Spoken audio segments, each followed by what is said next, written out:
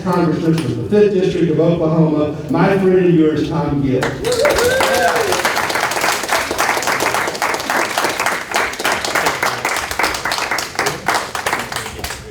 Here's why we need to defeat James Lankford.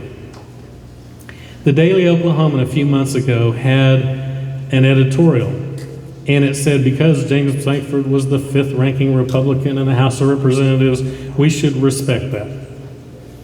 And I want to offer a dissenting opinion to the Oklahoman's editorial, which is not uncommon. James Lankford really said the following. When asked about gun violence at a town hall meeting, what caused gun violence? He said it was the children of welfare moms who commit fraud that are the reason for reason for gun violence. The children of welfare moms who commit fraud.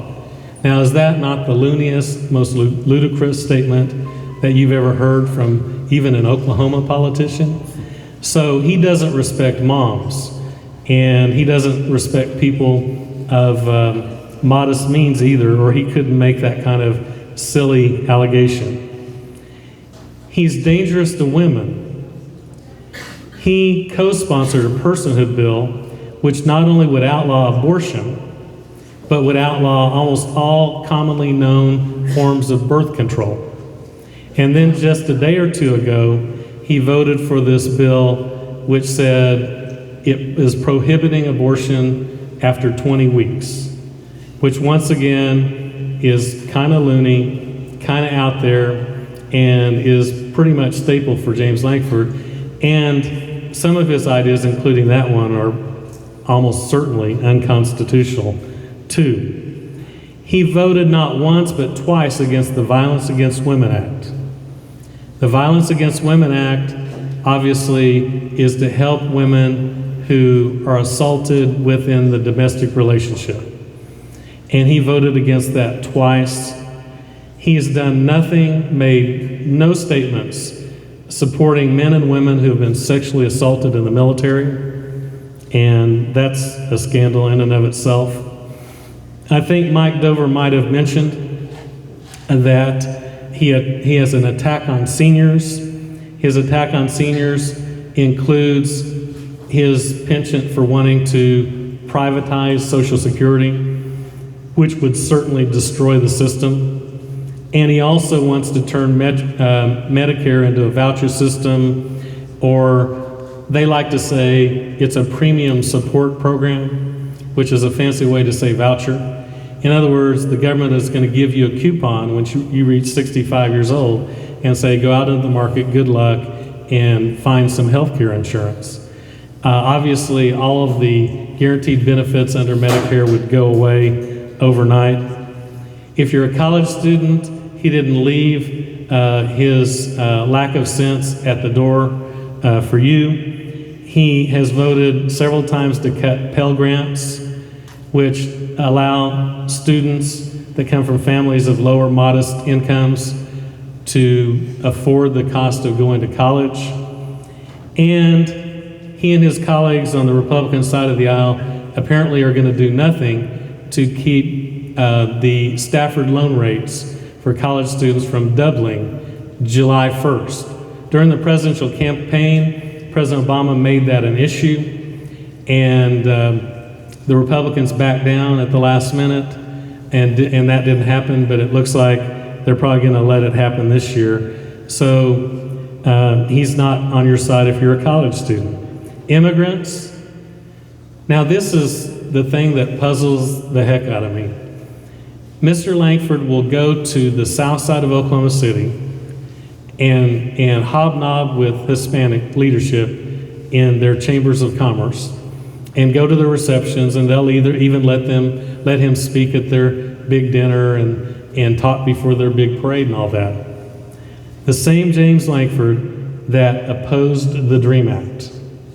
The same James Lankford that just a week ago voted to resume deporting Dreamers and doing away with the program that President Obama put in place. So he's anti-immigrant, he's anti-Latino. The good news is, as we knock doors, we're running into a lot of people that speak Spanish as their first language. And once I figure that out, I just speak to them in their own language and cut out the middlemen, their Chamber of Commerce. He has made disturbing and hateful statements about lots of groups. And it's hard to keep up. But, for instance, he says that gay people it should be legal to fire them simply because of their sexual orientation. He makes outrageous statements about GLBT people. Obviously, he's not in favor of the Employment Non-Discrimination Act, which I would vote for in the New York Minute, which would end that discrimination. So, very disturbing things. He said he was going to, what was the word he used? He was going to humiliate the members of the GLBT community because they had the gall to put on a conference in Norman in November of 2012 after the election. And the purpose of the conference was to find a way that we could deal with bullying of GLBT youth. That was the purpose of the conference. When he was called to task on that by the Gailey, the newspaper, the local newspaper, his explanation was, well, he wasn't going to humiliate gay people. He was going to humiliate federal and state employees that helped put on the conference for buying into the radical gay agenda. So I'm not sure whether what we thought he said and what he told us he said, we don't know whether to believe him or our lying ears because it was caught on tape you can watch the tape for yourself. I disagree with everything that I've just outlined that James Lankford stands for. I disagree with all of the hateful statements he's made. How could you make those hateful statements and claim to be religious, particularly in the tradition of Jesus of Nazareth? How could you do that? I mean, I'm sorry, but I went to church since I was a little kid, and I've wandered around now. I'm a Methodist, and I've never heard in the doctrine of Jesus of Nazareth anything spewing from his mouth. He hated the people that were defiling religion and defiling God and ran the money changers out of the temple.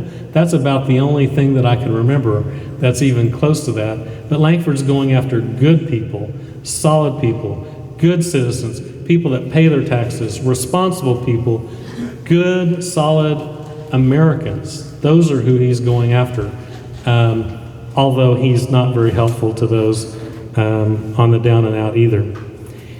Well, who all does he hate other than mothers, women, seniors, college students, immigrants, federal workers is next on the list, and GLBT.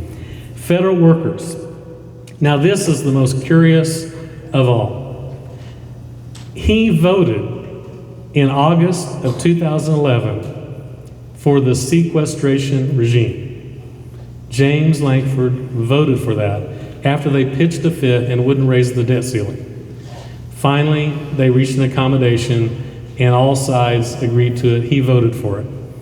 Now he's just shocked that what he voted for has led to sequestration. Well, I would think that if you had a reasonable mind, you might want to read through, or at least have your staff read through a bill before you sign on to it and vote for it.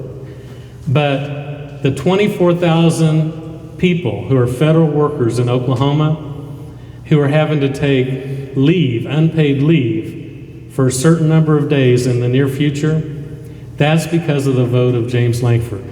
So mothers, women, seniors, college students, immigrants, GLBT folks, and federal workers. I mean, I'm not sure what's left. That's probably 83% of the Oklahoma population right there that he's made hateful or done hateful things to, made hateful statements.